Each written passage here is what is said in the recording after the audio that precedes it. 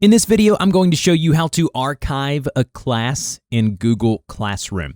So here we are, log into your Google Classroom. If you want to know how to get here, you go to classroom.google.com, or if you're on Gmail, you can click these Google app little dots up here and then scroll down to where you see Classroom down here in the list.